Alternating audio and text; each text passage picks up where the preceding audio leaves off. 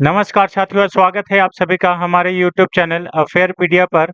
आज का तारीख है 2 जुलाई 2024 और इस दिन के करंट अफेयर्स के सभी अति महत्वपूर्ण प्रश्न हम लोग इस वीडियो में डिस्कस करेंगे, जो कि आने वाले सभी प्रतियोगी परीक्षाओं के पॉइंट ऑफ व्यू से बेहद महत्वपूर्ण होगा। तो वीडियो को पूरा देखिएगा और इस सेशन में बहुत महत्वपूर्ण हम लोग क्वेश्चंस को डील किए हैं, तो आप वीडियो को ज़्यादा से ज़्यादा शेयर भी कर दीजिएगा, ठीक है?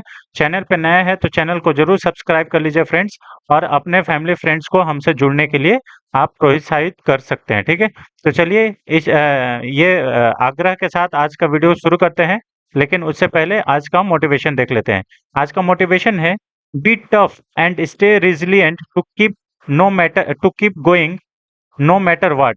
बिल्कुल सही बात है, कठोर बनिए, लचीला रहिए और कुछ भी हो जाए चलते रहिए। बस यही चीज है, कुछ भी हो जाए चलते रहिए। ये ज्यादा मैटर करता है कि आपका कैसा भी परिस्थिति हो, चाहे आप कितनी बार भी असफल हो, बस हार नहीं मानना है, ठीक है? बस ठान लिए हैं कि जीतना है तो जीतना है, ठीक है? चलिए इसी मोटिवेशन के साथ आज का पहला क्वेश्चन देख लेते हैं। आज का पहला क्वेश्चन है, हाल ही में गुड्स एंड सर्विस जो वस्तु एवं सेवा कर है, जिसको जीएसटी बोलते हैं, ये दिवस कब मनाया गया है? तो ये हर एक साल जो है ये 1 जुलाई को मनाया जाता है। कल का दिन मनाया गया था। ऑप्शन नंबर ए इसका सही आंसर है, 1 जुलाई, ठीक है? 1 जुलाई को जीएसटी दिवस मनाया जाता है। ऑप्शन नंबर ए इसका सही आंसर है, ठीक है? Goods and service tax, GST, हर साल 1 जुलाई को मनाया जाता है, ठीक है? यह दिन पहली बार 1 जुलाई 2018 को जीएसटी कर प्रणाली को अपनाने की पहली वर्षगांठ के अवसर पर मनाया गया था। अगर आपसे पूछे कि ये जीएसटी पहली बार लागू कब हुआ था, तो 1 जुलाई 2017 को लागू हुआ था, ठीक है? और कौन सा संविधान संशोधन था? तो संविधान संशोधन 101वां था। 101वां संविधान संशोधन 2016 में किया गया था। इसके तहत जो है जीएसटी को लागू किया गया था, ये याद रखिएगा, ठीक है? जीएसटी क्या है? तो ये एक प्रकार का अप्रत्यक्ष कर है, इनडायरेक्ट टैक्स है, ठीक है? जीएसटी परिषद, जिसमें केंद्र और राज्य सरकार के वित्त मंत्री शामिल होते हैं, जीएसटी के क्रियान्वयन की निगरानी करते हैं, ठीक है? जीएसटी जीएसटी काउंसिल का अध्यक्ष अगर आपसे पूछ ले, एग्जाम में पूछा जाता है कि जीएसटी काउंसिल के अध्यक्ष कौन होते हैं, तो वित्त वित्त मंत्री होते हैं, ये याद रखिएगा, ठीक है? जीएसटी का एक गंतव्य आधारित कर संरचना है, जिसने उत्पाद शुल्क, सेवा कर और मूल्य वर्धित टैक्स यानी कि वैट सहित केंद्र और राज्य दोनों सरकारों द्वारा लगाए गए कई अप्रत्यक्ष करों को प्रतिस्थापित किया है, ठीक है? मतलब सारे जगह पे टैक्स मिला के अब एक ही टैक्स किया गया है, जिसको हम लोग जीएसटी बोलते हैं, ये याद रखिएगा। अभी फाइनेंस मिनिस्टर कौन है? पहले जो थी निर्मला सीतारमन, वो अभी भी निर्मला सीतारमन फाइनेंस मिनिस्टर हैं भारत के, ठीक है? भारत में जीएसटी प्रणाली में 5 प्रकार के स्लैब है। एक तो 0%, 5%, 12%, 18% और 28%। ये टैक्स का स्लैब है, ये याद रखिएगा। जीएसटी अपनाने का विचार सबसे पहले अटल बिहारी वाजपेयी सरकार ने 2000 में सुझाया था, ठीक है? जीएसटी कर नेटवर्क जो है की स्थापना 2013 में भारत सरकार के द्वारा निजी कंपनी के रूप में की गई थी, ठीक है? तो इतने सारे अभी आपको हमने फैक्ट्स, जो भी एग्जाम पॉइंट ऑफ व्यू से है, अमेंडमेंट आपको बता दिया। अमेंडमेंट आपको याद रखना है, ठीक है?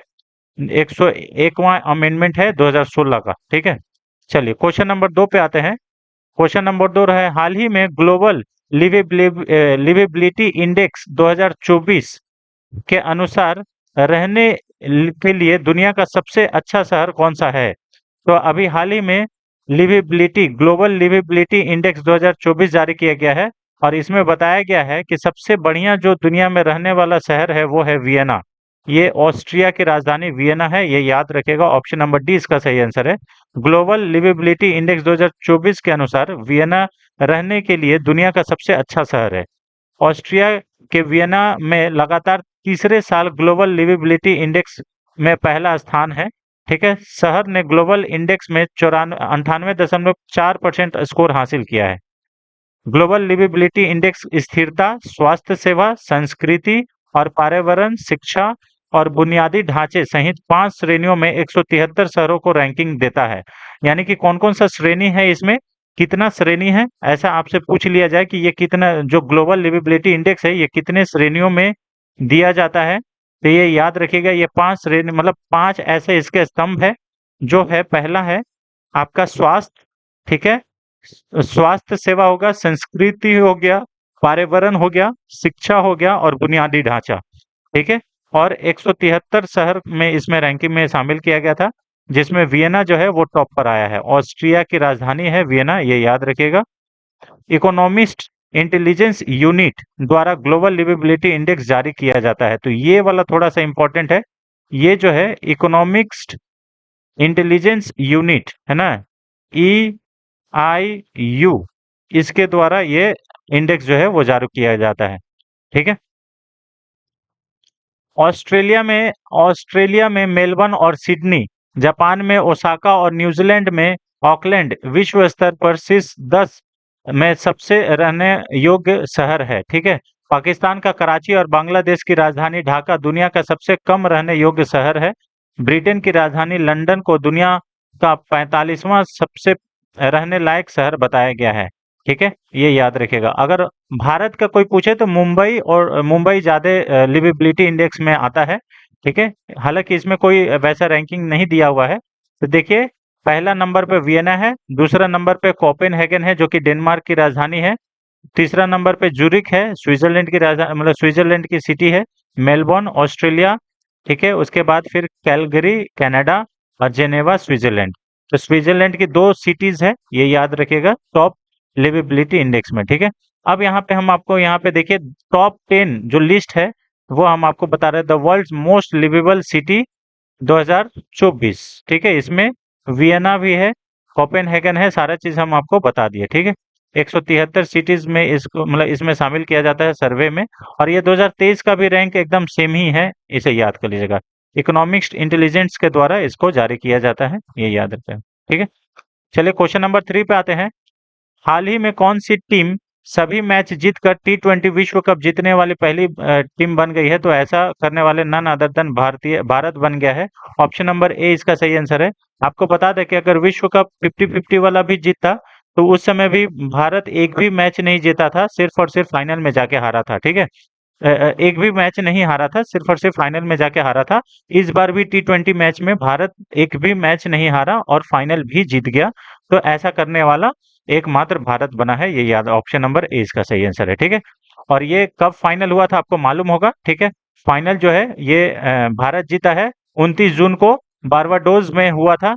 ठीक है, केशिंगटन ओवल में दक्षिण अफ्रीका को 7 रनों से हराकर भारत ने अपना दूसरा T20 विश्व कप जीता है।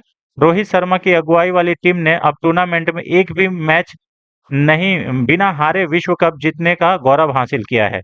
भारत ने 9 मैच खेले और उनमें से 8 में जीत हासिल की, जबकि एक मैच जो है वो बारिश के कारण रद्द हो गया था, कनाडा वाला मैच। ठीक है, 2007 में पहला पुरुष वाला जो विश्व T20 मैच जीता था, उस समय भारत के कप्तान महेंद्र सिंह धोनी थे। ठीक है, भारत अब इस टूर्नामेंट को 2 बार जीतने वाला तीसरा टीम बन गया है, ये याद रखेगा। ठीक है, भारत के अलावा वेस्ट इंडीज 2012 और 2016 में और इंग्लैंड 2010 और 2022 में दो दो विश्व T20 चैंपियनशिप बन चुका है। भारतीय कप्तान रोहित शर्मा T20 विश्व कप जीतने वाले 9वें खिलाड़ी बन गए हैं। ठीक है, विराट कोहली को प्लेयर ऑफ द मैच चुना गया है और जसप्रीत बुमराह को प्लेयर ऑफ द टूर्नामेंट चुना गया है इस फाइनल में। ठीक है, विराट कोहली, रोहित शर्मा और रविंद्र जडेजा T20 मतलब ये जीतने के बाद ये तीन जो खिलाड़ी हैं, विराट कोहली, रोहित शर्मा और रविंद्र जडेजा, ये T20 इंटरनेशनल से संन्यास की घोषणा भी कर दिए हैं। बीसीसीआई ने T20 वर्ल्ड कप जीतने पर टीम इंडिया को 125 करोड़ रुपए इनामी राशि का भी ऐलान किया है। ठीक है, बीसीसीआई के सेक्रेटरी की बात करें तो जैसा है। ठीक है, और अगर भारत के कोच के बारे में बात करें तो राहुल द्रविड़ है, यही याद रखेगा। आईसीसी पुरुष T20 विश्व कप 2024 में 20 अंतर्राष्ट्रीय टीमें वेस्ट इंडीज और यूएसए में 129 जून तक ये 55 मैच खेली गई थी। तो टोटल मैच कितना खेला गया है? 55 मैच। और ये कब से हुआ था? तो 1 जून से लेके 29 जून के बीच में ये हुआ था। और कहाँ पे आयोजित करता कौन था? तो वेस्ट इंडीज था और यूएसए था। ये दो मतलब कंट्री मिलके इसका इस बार होस्ट कर रहे थे, ये याद रखेगा। ठीक है, ये भारत का मतलब गौरव का पल है, ये याद रखेगा। और सेकंड टर्म जो है भारत चैंपियन बना है, इसे याद कर लीजिएगा। ठीक है, champion Bharat, the unbeatable Bharat, है ना। चलिए क्वेश्चन नंबर 4 पे आते हैं। हाल ही में 12वां विश्व हिंदी सम्मान किसे प्राप्त हुआ है? तो हिंदी सम्मान जो है वो 12वां किसे प्राप्त हुआ है? तो डॉक्टर उषा ठाकुर को प्राप्त हुआ है। ऑप्शन नंबर डी इसका सही आंसर है। हाल ही में डॉक्टर उषा ठाकुर को 12वां विश्व हिंदी सम्मान मिला है। हिंदी संवाद कार्यक्रम में डॉक्टर उषा ठाकुर को 12वां विश्व हिंदी सम्मान मिला है। यह हिंदी संवाद कार्यक्रम नेपाल में भारतीय दूतावास द्वारा आयोजित किया गया था। यह पुरस्कार भारत सरकार के विदेश मंत्रालय द्वारा दिया गया है। उन्होंने 40 से अधिक साहित्यों का हिंदी और नेपाली में अनुवाद किया है और हिंदी भाषा को मजबूत किया है। विश्व हिंदी दिवस जो सम्मेलन 2023 में ये फिजी में आयोजित किया गया था और यहीं पे हमारे जो विदेश मंत्री हैं डॉक्टर एस जयशंकर वो भी गए थे, है ना, डॉक्टर एस जयशंकर। ठीक है, ये फिजी में गए थे। ठीक है, ये हमारे विदेश मंत्री हैं। ठीक है, देखिए इन्हीं को मिला है, डॉक्टर उषा जी को, इसे याद कर लीजिएगा, डॉक्टर उषा ठाकुर। अब ये जो क्वेश्चन है फ्रेंड्स बहुत ही इंपॉर्टेंट है। ये मतलब एग्जाम पॉइंट ऑफ व्यू से ये छपने वाला प्रश्न है ना। हाल ही में 1 जुलाई से 3 नए आपराधिक कानून लागू किए गए हैं। भारतीय न्याय संहिता ने निम्नलिखित में से किसका स्थान लिया है? तो भारतीय न्याय संहिता जो है ये आपको ऑप्शन नंबर ए 1860 को रिप्लेस किया है, ये याद रखिएगा। देखिए एक्चुअली में 1860 नहीं, भारतीय जो न्याय संहिता है, ठीक है ना, 1800 ये जो भारतीय दंड संहिता को ही भारतीय न्याय संहिता अब कहा जाता है, ये 1860। ठीक है, अब 1 जुलाई को ये लागू हो चुका है और भारतीय न्याय संहिता, भारतीय नागरिक सुरक्षा संहिता और भारतीय साक्ष्य संहिता ये अब बिल का नाम हो गया। जबकि पहले था इंडियन पिनल कोड, आपराधिक प्रक्रिया संहिता और भारतीय साक्ष्य अधिनियम 1872। ठीक है, तो ये तीनों को रिप्लेस किया गया है, ये याद रखेगा। भारतीय दंड संहिता 1860 अब हो गया भारतीय न्याय संहिता। ठीक है, आपराधिक प्रक्रिया संहिता 1973 ये हो गया अब भारतीय नागरिक सुरक्षा संहिता। उसके बाद भारतीय साक्ष्य अधिनियम 1872 ये अब हो गया भारतीय साक्ष्य अधिनियम 2023। ठीक है, तो ये याद रखेगा। ये 3 नए आपराधिक कानून 31 दिसंबर 2023 को संसद को मंजूरी मिल गई थी और राष्ट्रपति द्रौपदी मुर्मू 25 दिसंबर 2023 को इस पर सहमति जता दी थी। ठीक है, वे सजा के बजाय न्याय पर ध्यान केंद्रित करेंगे। इसका उद्देश्य है त्वरित न्याय प्रदान करना। ठीक है, भारतीय न्याय संहिता में 358 धाराएं हैं, आईपीसी में 511 धाराएं के बजाय अब 358 धाराएं बच गए हैं। ठीक है, बिल में कुल 20 नए अपराध जोड़े गए हैं। इनमें से 33 की कारावास की सजा बढ़ा दी गई है। 23 अपराधों के लिए अनिवार्य न्यूनतम सजा की व्यवस्था की गई है। 6 अपराधों के लिए सामुदायिक सेवा का दंड लगाया गया है। यौन अपराधों को संबोधित करने के लिए भारतीय न्याय संहिता ने महिलाओं और बच्चों के खिलाफ अपराध नामक एक नया अध्याय जोड़ा है। ठीक है, सामूहिक बलात्कार के सभी मामलों में 20 साल की कैद या आजीवन कारावास का प्रावधान और 18 वर्ष से कम उम्र की महिलाओं से सामूहिक बलात्कार की नई अपराध श्रेणी, ये नया श्रेणी जोड़ा गया है। भारतीय न्याय संहिता में पहली बार आतंकवाद पर परिभाषित किया गया है। इसे दंडनीय अपराध बनाया गया है। भारतीय नागरिक सुरक्षा संहिता में 531 धाराएं होगी। सीआरपीसी में 484 धाराएं के बजाय। पहले सीआरपीसी में कितना धाराएं होती थी? 484, लेकिन अब कितना होगा? 531। भारतीय साक्ष्य अधिनियम 170 इसमें प्रावधान किए गए हैं। ठीक है, अब देखिए यहाँ पे, देखिए आईपीसी 1860 है, अब ये हो गया भारतीय न्याय संहिता 2023। ठीक है, उसके बाद देखिए सीआरपीसी जो है, यहाँ भारतीय न्याय संहिता बिल, ये आपका भारतीय साक्ष्य, अच्छा भारतीय नागरिक सुरक्षा अधिनियम ये 2023 हो गया और इंडियन एविडेंस एक्ट 1872 ये अब हो गया भारतीय साक्ष्य संहिता 2023। ठीक है, तो ये बिल आप रिलेट कर पा रहे होंगे। एक तो आईपीसी का ये वाला हो गया भारतीय न्याय संहिता, सीआरपीसी का हो गया भारतीय नागरिक सुरक्षा संहिता और एविडेंस वाला हो गया साक्ष्य संहिता। ठीक है, तो ये 3 जो बिल है ये अब लागू हो चुका है 1 जुलाई से 2024 से। इसे याद कर लीजिएगा, इम्पोर्टेंट है।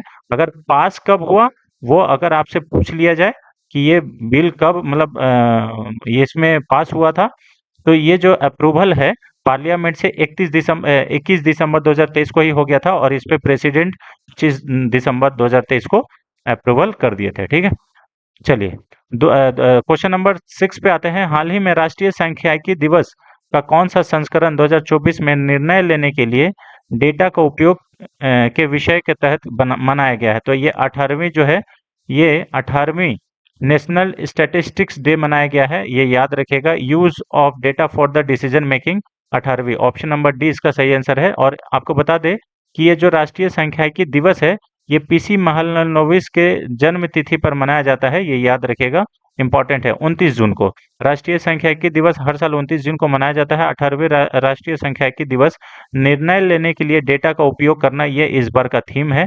ठीक है, और 2007 में पहली बार राष्ट्रीय सांख्यिकी दिवस मनाया गया था, 2007 में, इसे थोड़ा सा देख लीजिएगा, 2007 में। ठीक है ना। राष्ट्रीय सांख्यिकी दिवस प्रोफेसर प्रशांत चंद्र महालनोबिस, जिसको पीसी महालनोबिस कहते हैं, इनका जन्म तिथि पर यह मनाया जाता है। ठीक है, प्रशांत चंद्र महालनोबिस जी का जन्म 29 जून 1893 को हुआ था। यह सांख्यिकी और आर्थिक नियोजन के क्षेत्र में उनके द्वारा किए गए योगदान के सम्मान में मनाया जाता है। ठीक है, चलिए बाकी सारा चीज तो हो गया। अब क्वेश्चन नंबर 7 पे आते हैं। हाल ही में 28 जून को महिला टेस्ट क्रिकेट के इतिहास में सबसे तेज दोहरा शतक किसने लगाया है? तो सबसे तेज डबल सेंचुरी लगाने वाली एकमात्र भारतीय महिला बनी है और वो बनी है Shefali Verma. Option number C इसका सही आंसर है, शेफाली वर्मा। ठीक है, 28 जून को भारत की सलामी बल्लेबाज शेफाली वर्मा ने दक्षिण अफ्रीका के खिलाफ एकमात्र टेस्ट के दौरान ऑस्ट्रेलिया की एनाबेल सेडरलैंड को पीछे छोड़ दिया है। ठीक है, छोड़ते हुए महिला टेस्ट क्रिकेट के इतिहास में सबसे तेज दोहरा शतक बनाया है। शेफाली ने अपना दोहरा शतक महज 194 गेंदों पर पूरा किया और सदरलैंड का रिकॉर्ड तोड़ा। उन्होंने इस साल की शुरुआत में दक्षिण अफ्रीका के खिलाफ 248 गेंदों में दोहरा शतक बनाया था, जबकि जो शेफाली वर्मा है भारत की, वो 194 गेंदों पे ही दोहरा शतक लगाया। ठीक है, शेफाली वर्मा ने अपनी आक्रामक पारी के दौरान 23 चौके और 8 छक्के लगाए। ठीक है, लगभग 22 साल के लंबे अंतराल के बाद शेफाली वर्मा पूर्व कप्तान मिताली राज के बाद टेस्ट क्रिकेट में दोहरा शतक लगाने वाली दूसरी भारतीय महिला बनी है, ये याद रखिएगा। ठीक है, तो पहला महिला कौन है? तो मिताली राज है, दूसरा शेफाली वर्मा। ठीक है, अगस्त 2002 में मिताली ने टॉन्टन में इंग्लैंड के खिलाफ ड्रॉ हुए टेस्ट मैच के दौरान 407 गेंद पर 214 रन बनाए थे। तो पहले अगर भारतीय महिला पूछे जो कि डबल सेंचुरी बनाई है भारत में, तो वो मिताली राज है और दूसरा शेफाली वर्मा, ये याद रखिएगा। ये है शेफाली वर्मा, ये डबल सेंचुरी बनाई है, ये याद रखिएगा, इंपॉर्टेंट है ना। चलिए क्वेश्चन नंबर 8 पे आते हैं। क्वेश्चन नंबर 8, हाल ही में कौन सा देश 3 जुलाई को नए बैंक नोट जारी करेगा? ठीक है, तो 3 जुलाई को ये बैंक नोट जारी करने वाला जापान है। ऑप्शन नंबर सी इसका सही आंसर है, जापान। ठीक है, ये नहीं है, ऑप्शन नंबर सी जापान। ठीक है, जापान जो है वो 3 जून को नए बैंक नोट शुरू करेगा। ये दुनिया में अत्याधुनिक होलोग्राफी का पहला प्रयोग है जो कि ऐतिहासिक हस्तियों के चित्रों को 3D में घूमता हुआ प्रतीत होगा। नई तकनीक के कारण अंधे या दृष्टि बाधित लोग अपने पास मौजूद मुद्रा को महसूस कर सकेंगे और पहचान सकेंगे। जो लोग अंधे या दृष्टि बाधित है, उनके लिए स्पर्श चिन्ह भी पहचानने में मदद करेगा। ठीक है, यानी कि जो भी मतलब जिनको दिखता नहीं है, ये सब चीज से अब जो है वो आराम से नोट जो है वो पहचान पाएंगे कि हाँ हमारे पास वो कितना का नोट है। ठीक है, ये याद रखिएगा। मार्च 2025 के अंत तक लगभग 7.5 बिलियन नए नोट छापे जा चुके होंगे, ऐसा जापान के द्वारा कहा गया है। नए बैंक नोट जारी होने के बाद भी मौजूद बैंक रेट नोट जो है वो स्वीकार किए जाएंगे, यानी कि जो पहले का जो नोट है वो भी चलता रहेगा और नए बैंक नोट है वो भी चलता रहेगा। ठीक है, चलिए हो गया। क्वेश्चन नंबर 9 पे आते हैं। अच्छा, जापान की बात करें तो इसकी राजधानी टोक्यो है और फूमियो किशिदा यहाँ के प्राइम मिनिस्टर है, ये याद रखिएगा। ठीक है, अब यहाँ पे देखिए, हाल ही में भारतीय नौसेना ने सबसे शक्तिशाली गैर परमाणु बमों में से एक विकसित किया है। बम का नाम क्या है? ठीक है, तो Indian navy develop one of the most powerful non nuclear bomb. ठीक है, ये न्यूक्लियर युक्त नहीं है, ठीक है, मतलब न्यूक्लियर का छोड़ के है, और इस बम का नाम है, इसका नाम है सेबेक्स 2। ऑप्शन नंबर सी इसका सही आंसर है, सेबेक्स 2। ठीक है, भारतीय नौसेना ने सेवेक्स 2 नामक एक नया विस्फोटक बम सफलतापूर्वक और प्रमाणित किया है। यह मानक टीएनटी टोलुइन से 2.01 गुना अधिक शक्तिशाली है। नौसेना ने अपनी रक्षा निर्यात प्रोत्साहन योजना के तहत इसका मूल्यांकन और परीक्षण और प्रमाणित किया है। ठीक है, चलिए बाकी सारा चीज इसमें दिया हुआ है, देख लीजिएगा। क्वेश्चन नंबर 10 फ्रेंड्स, आज का लास्ट क्वेश्चन ये भी आपका इंपॉर्टेंट है क्योंकि बुक्स एंड ऑथर से क्वेश्चन पूछा ही जाता है। तो इस प्रकार का अगर बुक आपका आ गया है तो ये जरूर पूछा ही जाएगा, ये याद रखिएगा। ठीक है, यहाँ पे पूछा गया है कि हाल ही में 30 जून को वेंकैया नायडू जी के 75वें जन्म दिन पर जन्मदिन पर वीडियो कॉन्फ्रेंसिंग के माध्यम से पीएम मोदी ने निम्नलिखित में से किस पुस्तक का विमोचन किया है। तो ये तीनों पुस्तक का विमोचन किए हैं, ये याद रखेगा। ऑप्शन नंबर डी इसका सही आंसर है। वेंकैया नायडू सेवा में जीवन, यानी कि Venkaiah Naidu life in services, और उसके बाद यहाँ देखिए महानता श्री एम वेंकैया नायडू का जीवन और यात्रा।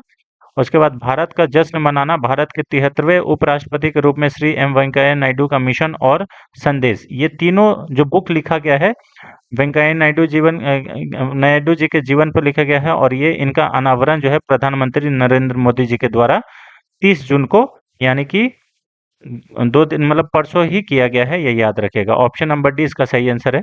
ठीक है, और बाकी सारा चीज तो इसमें बता दिया हम। Venkaiah Naidu life in service Bharat के उपराष्ट्रपति हैं और इनकी जीवनी है, इनका शीर्षक है। इस लेखक इसके लेखक है श्री एस गणेश कुमार, ये याद रखिएगा, श्री एस गणेश कुमार ये लेखक पूछ देता है ना, तो ये याद रखिएगा। ये 3 पुस्तक का विमोचन यहाँ पे किया गया है। ठीक है, चलिए, और वो भी भारत के प्रधानमंत्री के द्वारा किया गया है, इसलिए ये इम्पोर्टेंट भी है। वेंकैया नायडू जो है वो 2017 से 2022 तक भारत के 13वें उपराष्ट्रपति के रूप में कार्यभार संभाला था, ये भी याद रखना है। ठीक है, तो चलिए ये रहा फ्रेंड्स आज का 10 अति महत्वपूर्ण प्रश्न, जो कि आने वाले सभी प्रतियोगी परीक्षाओं के लिए बेहद महत्वपूर्ण होगा। चाहे आप जिस भी एग्जाम्स के लिए प्रिपरेशंस कर रहे हो, सभी एग्जाम्स के लिए बेहद महत्वपूर्ण होगा। ठीक है, तो वीडियो को ज़्यादा से ज़्यादा शेयर कीजिए। चैनल पे नए हैं तो चैनल को जरूर सब्सक्राइब कर लीजिए ताकि हमारा भी मोटिवेशन बना रहे। Thanks for watching friends, thank you so much. मिलते हैं नेक्स्ट वीडियो में, तब तक के लिए जय Hind, thank you so much.